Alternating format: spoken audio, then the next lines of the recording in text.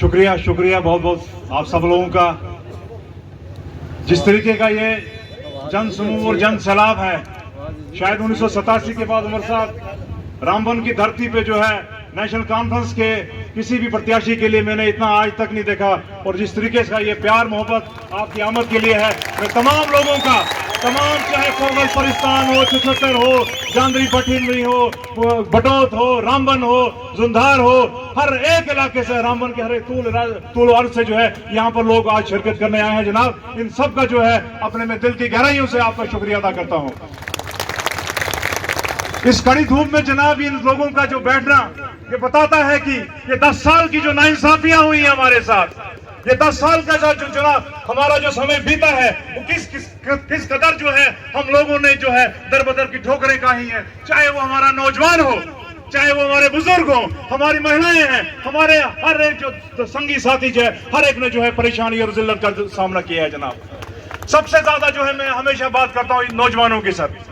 नौजवान जो है इस वक्त सबसे ज्यादा, अगर किसी को हुकूमत की जरूरत है, अगर किसी को नेशनल कॉन्फ्रेंस की हुकूमत की जरूरत है, तो वो मेरे नौजवान भाई हैं जनाब। और खासकर रामबन के जनाब, जहां पर जो है शिक्षा का स्तर, तालीम का स्तर जो है दिन ब दिन जो है नीचे ही जाता रहा। सर 2014 के बाद एक भी शिक्षक भर्ती नहीं हुई जनाब, कोई भी टीचर की भर्ती नहीं हुई जनाब।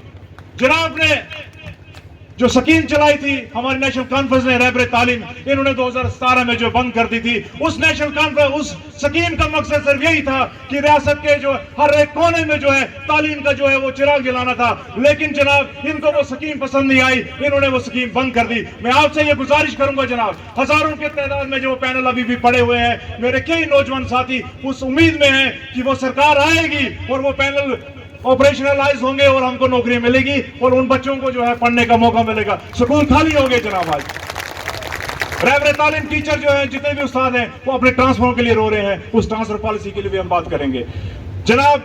यहाँ पर जितने भी हाईवे पे प्रोजेक्ट चले, अब हमारे दौर का जो है बगलियाड़ प्रोजेक्ट था, जिस बगलियाड़ प्रोजेक्ट से एक तो लोगों की जो है वो छतों पर टीन लगी और यहाँ पर पूरी रियासत ही नहीं, जम्मू कश्मीर को भी रोशनी दी गई।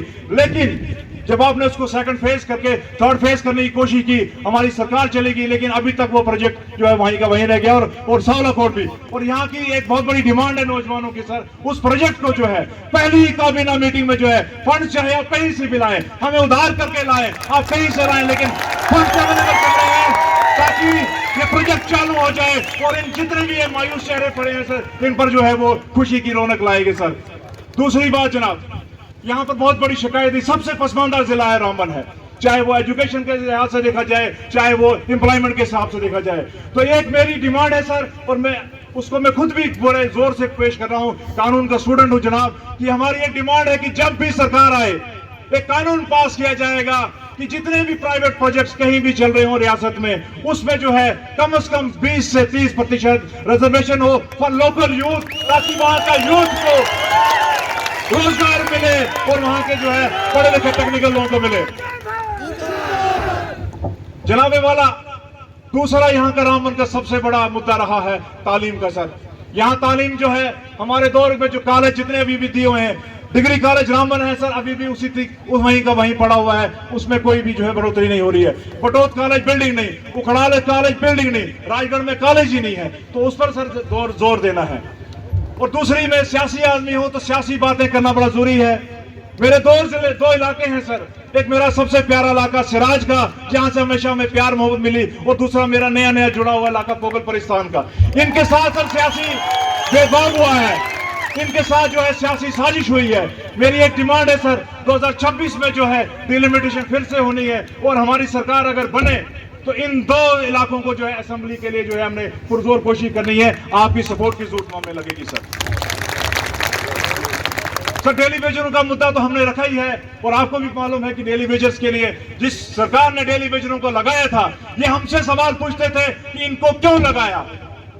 हमारा यही आपसे कहना है सर, जिस तरीके से हमने इनको लगाया है उसी तरीके से उसी एक जो एसआरओ 1994 के तहत जब वो लगे थे, आज वही एक आप एसआरओ लगाएंगे। तमाम डेली वेजर, चाहे वो पीएचई के हैं, फॉरेस्ट के हैं, हर एक मैच में गए, वो गरीब सर जनाब रिटायर हो गए, कई तो ऐसे ही चले गए, उनको जो है पक्का करने का जनाब, ये बहुत बड़ा एक सवाब होगा। ये मेरी आपसे बड़ी गुजारिश रहेगी जनाब।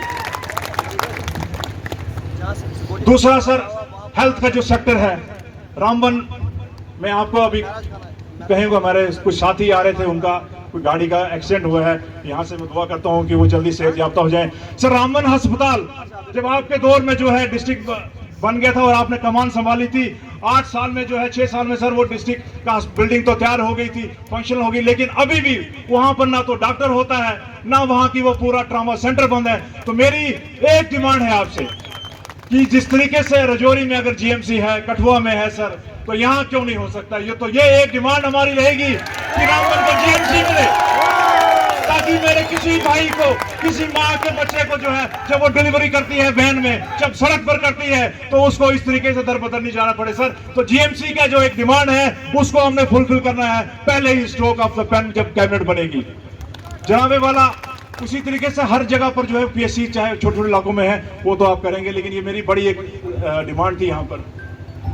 उसके बाद सर नो रोड नेटवर्क जो है, जहां 2014 में खत्म हुआ था, चाहे वो घाड़ी कुमेत का वो नतना रोड हो, चाहे वो पोगल परिस्त भिंगारा का रोड हो, चाहे वो मेरा गांधरी का रोड हो, चाहे वो कभी और वो बलावत का रोड हो सर, इस तरीके से वो वहीं के वहीं अटके हुए हैं, उनको जो पूरा करने के लिए जो फंड्स अवेलेबिलिटी की जाएगी। और सबसे बड़ा यहाँ पर एक टूरिज्म की बात की जाती है हमेशा, कई ऐसे इलाके हैं सर, चाहे वो गलाधार है, सवरबाधार है, उस टूरिज्म का जो है जो एक पीडीए हमारा बना हुआ है पतिंडाव डेवलपमेंट अथॉरिटी, लेकिन वो डेवलपमेंट की जगह वहां पर अभी तक कुछ नहीं हुआ। 10 साल में ये दावा किया जाता था कि सारा कुछ कश्मीर खा गया जनाब, इनके पास सरकार आई, लेकिन आज तक जो है वो सनासर का हालात देखेंगे, पतिंडाव की हालात बद से बदतर हो गई है। हमारी आपसे यही एक डिमांड है कि उस इलाके को टूरिज्म के तहत डेवलप तो करना ही है, और बाकी कई इलाके चाहे वो पोगल परिस्तान के हों, राजगढ़ सिराज के हों या हमारे हो, उस पर गौर किया जाएगा। मैं ज्यादा समय नहीं लूंगा सर जनाब को। दूसरा यहाँ पर एक सबसे बड़ा इशू जो उठता आ रहा है वो यहाँ के हमारे देखिए गुज्जर और गद्दी भाई जो है हमारे, इनके साथ साथ नाइंसाफी हो रही है यहाँ पर। तो जितना प्यार मोहब्बत गुज्जर भाई और गद्दियों ने हमें दिया है, उनके लिए जो है मेरा गुज्जरों के लिए भी यही रहेगा कि उनके लिए जो है स्पेशल हॉस्टल बनाए जाएंगे, एक पोगल में, एक रामबन में, एक सराय में। उसी तरीके से मेरे जो गद्दी भाई आए हैं उनके लिए भी एक हॉस्टल बनाया जाएगा, क्योंकि ये सबसे पिछड़ी कौम है हमारे रामबन की, गुज्जर और गद्दी भाई। और उसी तरीके से एक और हमारा यहाँ पर सबसे बड़ा एक इशू चल रहा था कई जमाने से, वो हमारा आपसी भाईचारे के साथ। रामबन को जो है किसी की नजर लगने पर जो है बड़ा एक किस्म की एक रवायत थी यहाँ पर, जब आपसी भाईचारा यहाँ की मिसाल पैदा होती थी, उसको काफी ठेस पहुंचाने की कोशिश की जा रही है। लेकिन आज मैं अपने भाइयों से ये अपील करता हूँ, और जिस तरीके से मेरे यहाँ पर केसरियां पगड़ी नजर आ रही है, जिस तरीके से मेरे गुज्जर भाई नजर आ रहे हैं, जिस तरीके से मेरे दलित भाई नजर आ रहे हैं, तमाम लोग जो इकट्ठे हैं और ये आपको ये सबूत दे रहे हैं कि रामबन सर एक हो चुका है, वो इस आवाज में, इस झंडे के नीचे आपके जो है आपकी क़यादत के पीछे खड़ा हो गया है सर। ये सरकार बनाने के लिए जो है वो तैयार हो गए हैं, फिर इनको आपकी सरकार चाहिए। इन्हीं अल्फाजों के साथ बड़े सारे मुद्दे हैं, हम फिर तफसीलन बनेंगे, आपके साथ बात करेंगे, लेकिन आज वक्त नहीं है। आपसे यही गुजारिश करता हूं कि आप मंच पर आए और इन लोगों को संबोधित करें। शुक्रिया, जय हिंद।